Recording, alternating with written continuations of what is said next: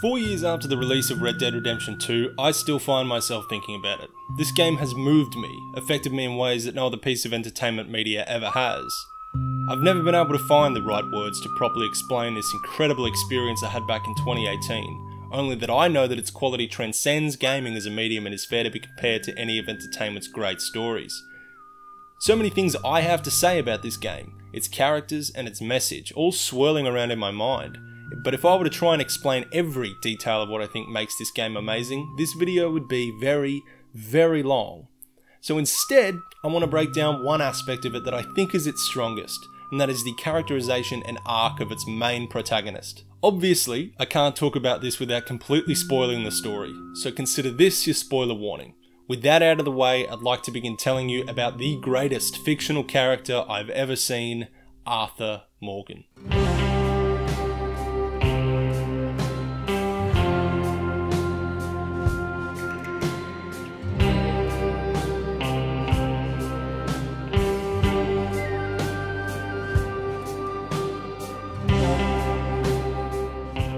I think good first impressions can be key when constructing compelling and empathetic characters, especially in cases like Arthur, where we're expected to spend 90 or so hours with him.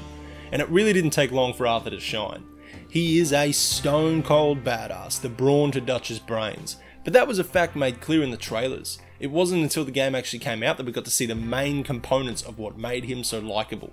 Straight out of the gate, it's clear he's characterised with a very rich and deep personality, even more so than some actual real living people I've met. He's as impassive and rough around the edges as you'd expect from a man from the 1890s, but he has a sincerity and selflessness to his personality that allows him to remain good-natured and approachable. Despite outward appearances, deep down, he is just a big softie. Pleased to meet you. Well, ain't you just a tough-as-teak mountain man? Oh, you be quiet, Anastasia. Anyone can tell this one is a pussy cat. Exactly, yes, he's a pussy cat. Ain't that so, Arthur? Whatever you say. How much you cost, anyway? Well, ain't that a nice way to talk to a lady? Oh, I didn't know I was talking to a lady. Excuse me. That reminds me, he also possesses a hilariously sharp wit. He is very funny. Anyway, creating a character that is stoic and intimidating with violent impulsions, and then using him as a vessel to explore themes of love, family, and responsibility is a fascinating decision for the writers to make, and not to mention a difficult task for the actor to pull off. After experiencing Arthur Morgan's story and coming to the conclusion that I'd never seen a character quite like him, it forced me to ask the question: what makes a truly great and compelling character? Aside from an award-winning performance like the one delivered by Roger Clark, I'd argue that good characters have depth, a vibrant personality, are believable, relatable, and perhaps most importantly, undergo some kind of evolution or change throughout the story. That change could be for better, or for worse. But I'm not a good man, Jimmy Brooks. Not usually. You see, I was in Blackwater. I killed people. And maybe I should have killed you. Should I have killed you, Jimmy Brooks? Me? I never saw you. Not now, not never. I think we have an understanding. Of course we do. Jimmy Brooks. I will remember that. I've got a good memory. This is Arthur in the beginning of the story. While kind-hearted as a friend, Arthur is downright terrifying as an adversary, a blunt instrument designed to enact the will of the Vanderlyn gang, Dutch's most trusted associate and go-to guy for any manner of intimidation and brute-like strength. This is how Arthur sees himself, a bad man who does bad things. Being one of the first people that Dutch Vanderlyn recruited into the gang 20 years before the beginning of the game, we're left to assume that Arthur has seen himself this way for most, if not all, of that time. This is why he doesn't ever bat an eyelid at doing dishonourable deeds. The most obvious example of this being his treatment of Thomas Downs, when Arthur is sent to collect on a loan that Downs made from the gang. You borrowed money from my business partner, Herr Strauss. You owe him, you took the money. He wants it back, what's not to understand?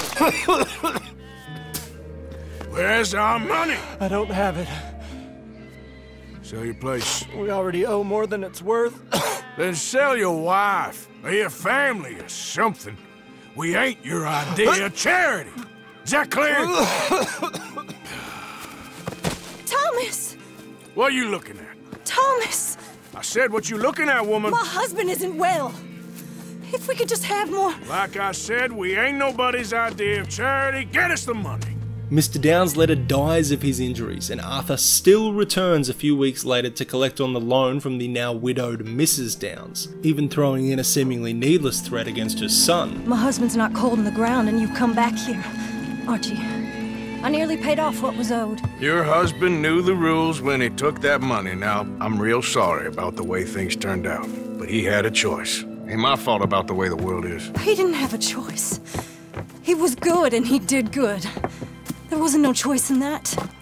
And you've as good as killed him yourself, and don't kid yourself. You had a choice. You speak as if killing was something I cared about. You ever wonder about eternity? You should. I hope it's hot and terrible, Mrs. Downs. Otherwise, I'll feel I've been sold a false bill of goods. Now, please, give me that money.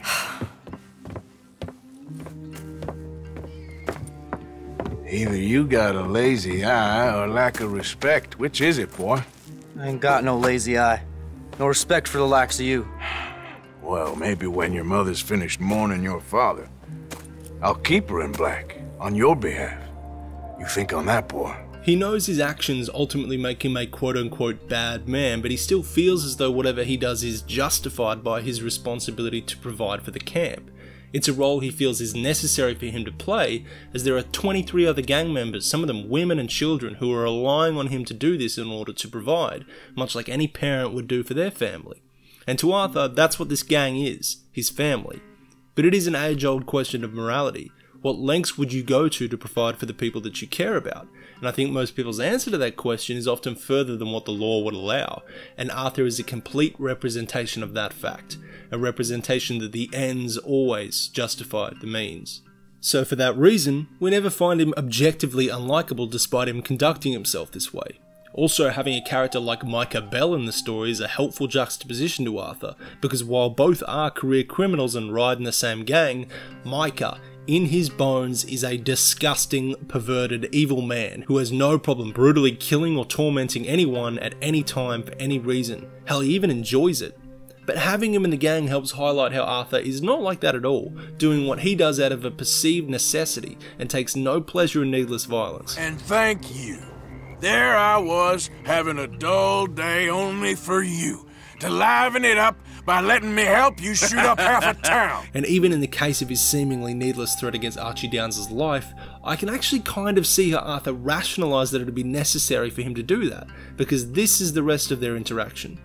I'll keep her in black, on your behalf. You think on that, boy? Well, maybe you shall, sir. And maybe other events will transpire. You best stick to them books, because mark my words on this. Vengeance is an idiot's game. Ah, Mrs. Downs, thank you for your punctuality. He's trying to intimidate Archie into standing down, advising him to think of his mother before throwing himself in front of the crosshairs of a man like Arthur. It's a rough way of warning him, sure, but I do believe he's only trying to reduce the risk of needless violence. It's examples like these that make it so that Arthur can say and do evil things without necessarily being an evil character, otherwise known as an anti-hero. I can't really discuss the evolution of Arthur's character throughout the story without discussing the role of his mentor in that evolution. Arthur's relationship to Dutch van der Linde is an interesting one. Dutch is an enigmatic personality to say the least, and absolutely deserving of his own in-depth character analysis. But to Arthur there isn't anything mysterious about the way that he looks up to Dutch as a mentor and as a father figure. The values of absolute unwavering loyalty, trust and responsibility to the gang are ones that Dutch preaches on a very regular basis, and thus these values have become ideals instilled in Arthur so strongly that he'd happily die in the name of them. In retrospect, Arthur's adoption of these beliefs seems less like the result of a father imparting wisdom unto his son, and more like the preachings of a cult leader indoctrinating his most loyal follower. And so as the story unfolds and the looming threat of the law closing on the gang becomes more and more prevalent, the facade of Dutch's warm-hearted, idealistic persona begins to unravel, and we start to see Dutch's true colours. Already, the dogs are on the way. Oh, yeah. Oh, you're right. You are so right. They are good at smelling filth, huh? So filth has got to be This your friends, the Pinkertons, gonna come and rescue you? You repulsive little maggot!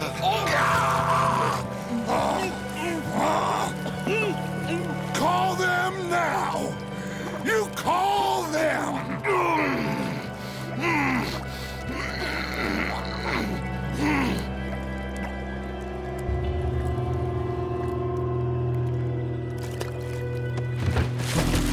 Jesus. Part of your philosophy books cover feeding a fella. Good goddamn alligator, Dutch. Part that covers weakness. That part. It's difficult to say at what point Dutch truly becomes the villain of the story, or at what point Arthur's faith in Dutch's ability to lead diminishes, but I am certain that Arthur never stopped loving and caring for Dutch as the man who basically raised him. Even as Dutch's descent into villainy becomes increasingly obvious, Arthur never turns his back on him no matter how much we want him to. Arthur's indoctrination simply runs too deep, and no matter how despicable Dutch becomes, he simply cannot betray the man who spent the last 20 years being his father. The other wrinkle in all this for Arthur is about justifying his actions as a career criminal. Arthur's entire code of ethics is based on Dutch's preachings, and every crime he's ever committed was done so under the guise of just trying to survive.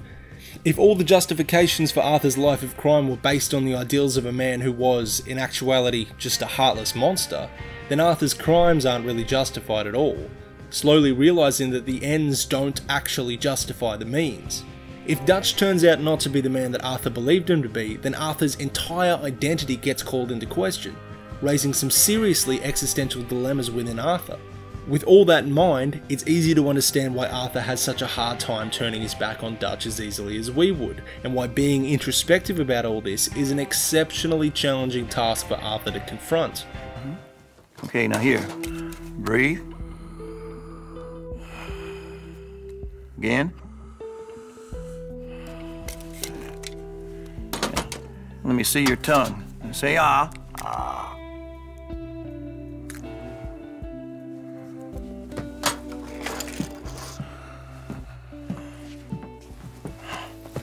What is it?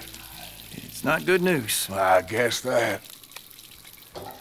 You got tuberculosis. Really sorry for you, son. It's a hell of a thing.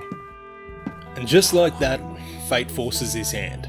Arthur is now faced with the fact that he is, in all likelihood, going to die, and that absolutely rocks him to his core. He's never seemed to be scared of death up to this point in his life, but the concept of dying is now a hell of a lot scarier now he actually has time to contemplate it. This causes his perspective to radically shift, as if to open his eyes for the very first time, completely re-evaluating what's important to him, and seemingly for the first time in his life, he really struggles with the morality of his actions, both past and present. He recognises that the clock is now ticking, with every cough reminding him of his looming mortality. And since he sees himself as a hopeless cause, he chooses to dedicate the time he has left to others. He is still with the gang, sure, but he starts acting more charitably, more compassionately. He starts giving his time and money to people in need, absolving debts instead of collecting them, donating to the church in Saint Denis, and refusing cash rewards for helping people. Even going as far as helping the Downs family get back on their feet, protecting Archie Downs from bullies at the Annisburg mine, and giving money to him and his mum to help start over somewhere else. Here, take this. I don't need it no more. I don't want your money. Yeah, I know you don't want it. I don't. You sure as shit need it. Take it. No. I ain't looking for forgiveness. It ain't about that. But don't forgive me. Just take the money and get out of here, please. I know I ruined your life. I suffer for it every day. But don't let yourself get killed for pride. I seen it kill too many folk. Don't say anything. Don't thank me. Just take the money and pack your bags. That's all I gotta say. Thank you, Mr. Morgan. I said don't thank me. Get out of here. Please. I think it was important for us to see this because Arthur ruining the lives of the Downs family is one of the bad deeds in his life we actually saw him do.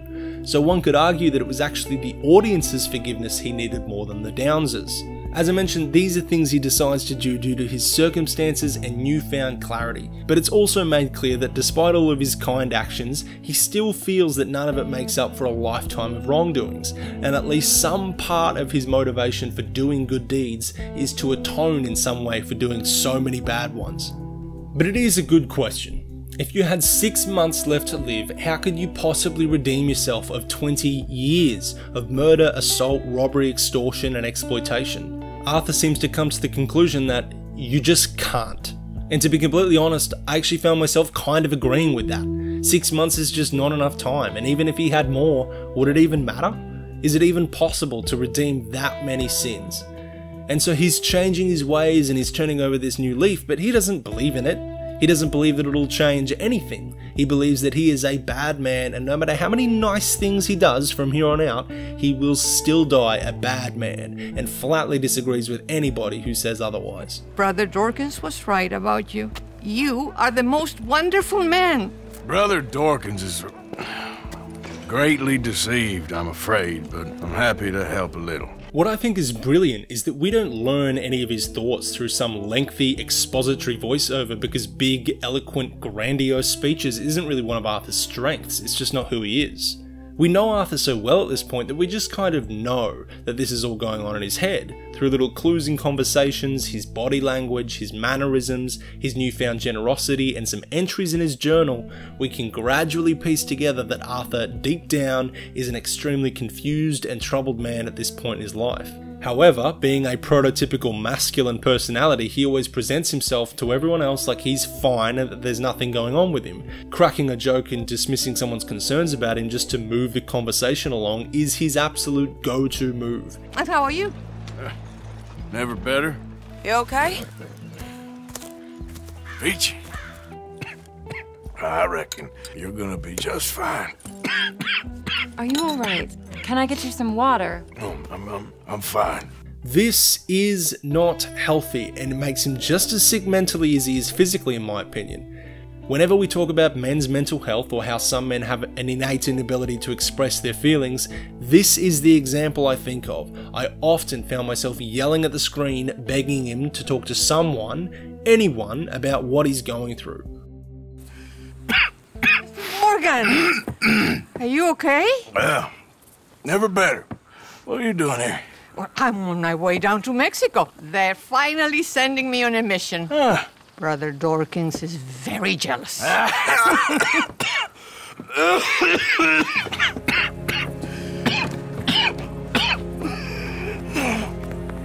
What's wrong?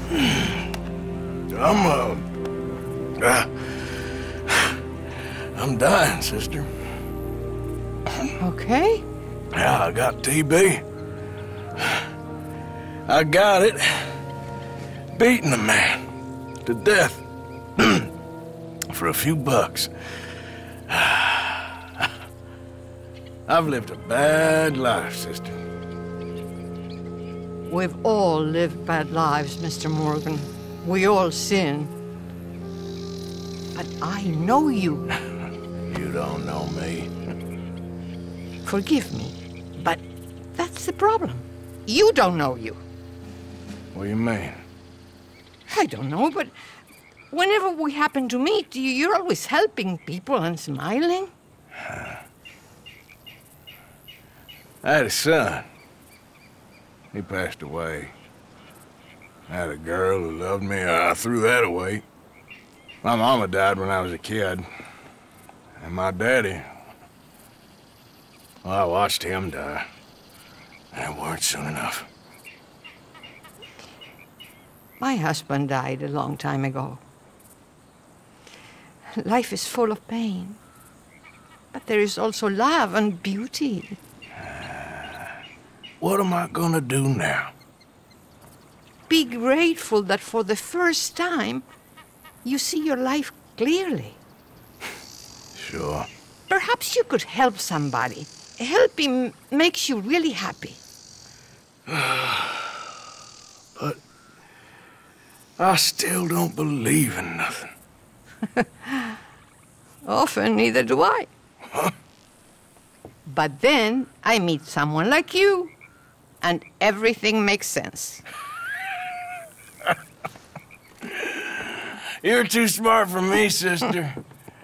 I guess I'm afraid. There is nothing to be afraid of, Mr. Morgan. take a gamble that love exists and do a loving act. All aboard! I shall try. I know you will. I love this scene. It's so satisfying for Arthur to finally just man up and admit it, just to let it out. And Sister Calderon's heartwarming response is exactly what Arthur needed to hear. Arthur this whole time has been reflecting on his life of 20 years of bad deeds and wondering how many good ones he needs to perform to make up for it all. And as I mentioned earlier, with only 6 months left to live, that is an impossible task. However, I believe that Sister Calderon's point is that good and bad deeds throughout a person's life don't get tallied up at the end to determine if a person was good or bad. Arthur's opportunity to become a good man only started when he first saw his life clearly. That being a good or bad person is not an adjective you get to use to describe yourself, but instead it's something that is earned through how you affect the lives of the people around you. And in Sister Calderon's time around Arthur, all she's seen him do is help people and smile. So from her perspective, of course, Arthur is unquestionably the most wonderful man. And finally, she finishes the conversation telling Arthur to take a gamble that love exists and do a loving act. I'll get back to that quote a little later, but I'd like to point out that this conversation does contain a really sweet message, and that is that it's never too late to start doing the right thing, no matter how far gone you think you are. And it's a lesson I think is applicable to all aspects of everyday life. It's never too late to start working harder, to love more, be healthier, make a change, be kinder, etc. Anyway, from this point on, Arthur has a renewed sense of conviction and purpose. Him doing good deeds is no longer just about achieving his redemption, but it's about doing the right thing because it's right. One of my favourite moments demonstrating the growth of his character is in his last debt collection mission, in which he is once again tasked with confronting a widow whose husband borrowed money from the gang. However, this time, Arthur, with his newfound clarity, takes a different approach. We lent Arthur some money, you see, and... So it was you. You son of a bitch. What do you want now? You want my boy's shoes? You want the food out of our bellies, what little there is? You want me to lie down for you? No. Arthur gave everything to pay your bills. Everything. And now there's some fellas coming to take the house. There ain't nothing left, mister. I just wanted to say the debt's canceled and here, take this. It won't bring your husband back, I know. You need money and I don't. Well, you're a good man. I just wish you'd done it before he worked himself into the grave.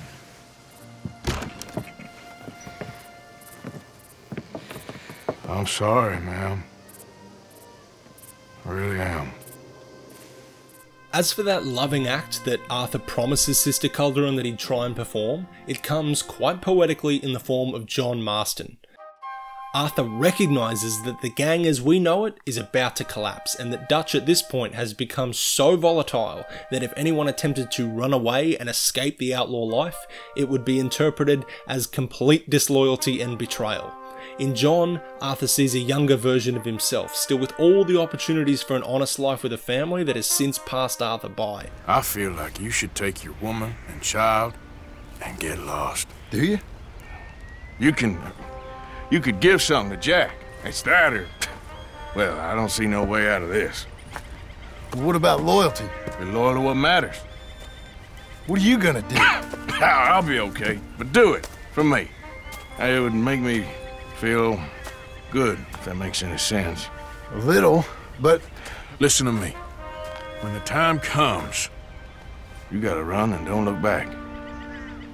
This is over. Arthur makes it his mission to ensure that if the gang goes down, John and his family will not go down with it, believing that John's family is the one glimmer of positivity that can come out of all of this death and chaos. One more big score, we got enough money to leave. All this turmoil has the army and Pinkerton spinning. We take a boat and slip away. I don't know what you're saying, Dutch, but it seems like I've heard it all before. Just one more. And there's always a goddamn train. Arthur! This is different. We know this is full of cash. Army payroll. money and supplies to repair the bridge that you blew. This is all going to plan. What do you think? It sounds wonderful. Hell, yeah. I ain't got much to lose, but... You know, the women and the children. And John and his family. I'm afraid I have to insist. I mean, we gotta let them go, because if the Pinkertons come through again, they will kill everyone. John? Insist? Yeah. Insist. The final sequence in Arthur's story is a roller coaster to say the least, and I'm not here to recap the story or sit here and just watch cutscenes with you, because I could easily stretch this video to 90 minutes dissecting each one. All I'll say is that every single scene in the last 2 missions is masterfully directed and performed, and completely serves to send off Arthur's character in the most beautifully heartbreaking way possible. His final scene with Sadie and Abigail, and the subsequent final ride back to camp, is featured in countless crying compilations of other people on YouTube because it is undeniably very moving.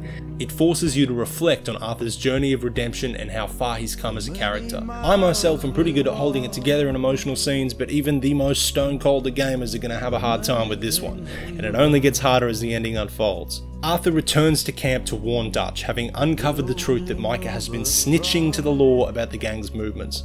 It is fascinating to me that even after Dutch has made decisions that's directly resulted in the deaths of other members of the gang, abandoned Abigail and John at various stages in the story multiple times when they needed rescuing, and literally left Arthur to die, Arthur still, despite all that, does not turn his back on Dutch and still feels the need to look out for the man he once called his father. That is fucking loyalty, and it makes this moment, I gave you all I had, utterly devastating. All right, Arthur, come on, let's go. You go. Keep pushing, Arthur. No. No. I think I've pushed all I can. Come on. You go. We ain't got time for this, not now. We ain't both gonna make it. Go. Now. I'll hold them off.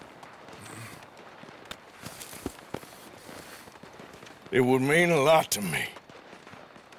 Please. There ain't no more time for talk. Go. Arthur. Go to your family. Arthur!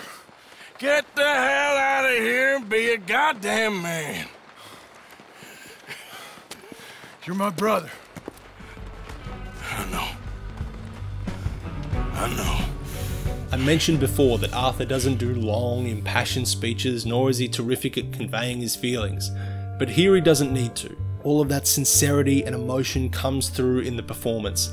Arthur saying goodbye in the most Arthur way possible should put a smile on every face who watches it. And at the very end, when he's beaten and bloody, just minutes away from death, he says, I tried.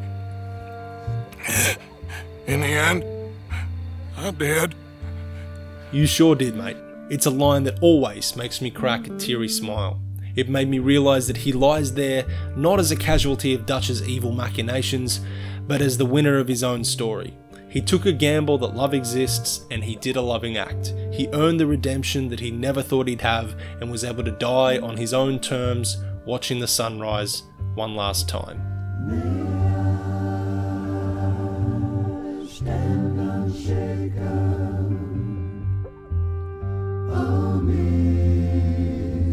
amidst the crash of world. Before I actually sat down to write all this out, I thought I had so much ready to say that it'd be easy for me to write, but when I actually sat down to start, I couldn't write anything. It must have been 3 days that I stared at a blank Word document with no words coming to mind, only feelings I didn't quite know how to articulate. Because that's what this character did to me, what he still does to me 4 years later, and that is leave me speechless. And because of that effect that this character had on me, Arthur Morgan is, for my money, the greatest fictional character I have ever seen.